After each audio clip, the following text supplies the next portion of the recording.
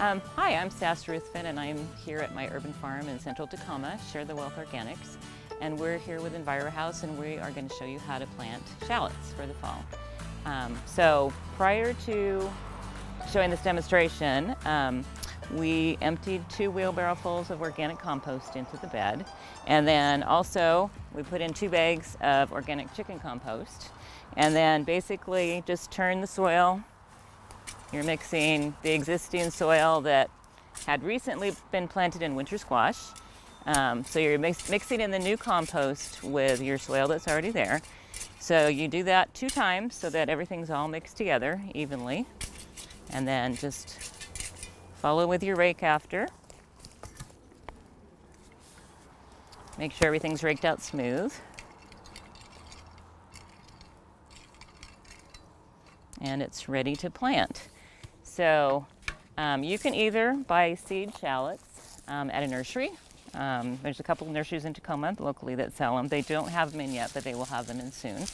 Or if you have grown shallots before, you can save your own shallots to replant. And that's what we do here, just because it saves money and we're using enough shallot bulbs that it makes sense. So basically, when the shallots were harvested in July, at that point they were laid out on a table and cured for a few days, dried until the tops start drying. And then you can actually bundle them and hang them. So then these are ready to basically hang until planting or hang until use. You could, if you grow enough of your own that you want to cure them as well as eating them fresh, you can also do this just for eating.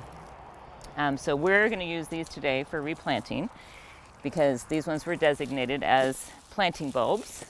So the spacing for shallots is 6 inches apart in a bed.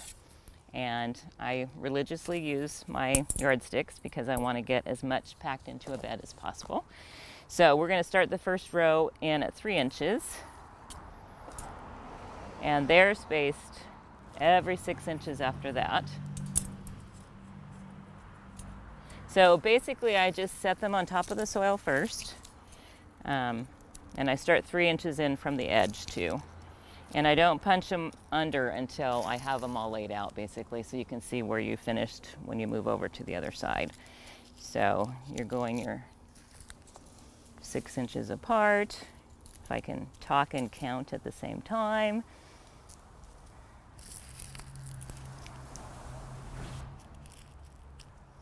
And then we'll go ahead and do what would be another row. So we're going to do that one at 9 inches, roughly.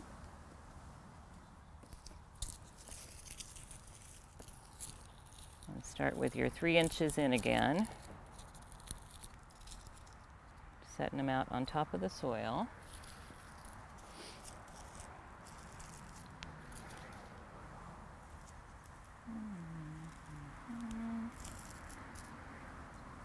So once you go through and fill the entire bed like this, you would plant the whole thing in a 4 by 10 foot bed.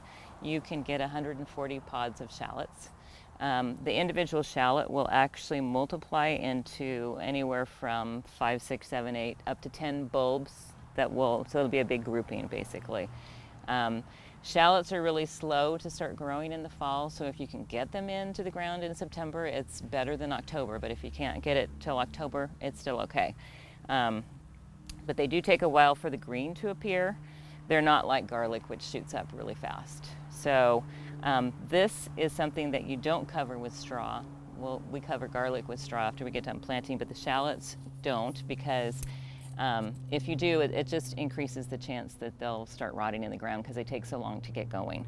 So now I'm going to go ahead and just push these guys under. You basically push them under just until you can't see the top. So like when you brush over, there's no little nubbins showing there.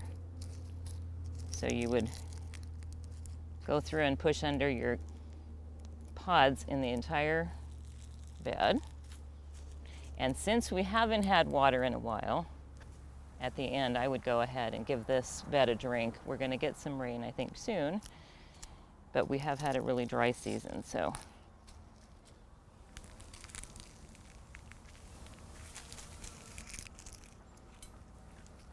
once you get your whole bed done, you don't really need to rake because just smoothing with your hands is enough. And just give it a drink and it's good to go. It'll take at least probably a month before you see any green shoots coming up. September planting is definitely going to increase the speed of growth.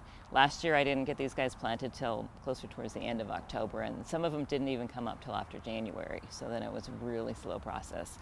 So my goal this year is to get them in the ground in September. So anyway, so that is about it for planting shallots, and I hope you enjoyed this video and like it and subscribe.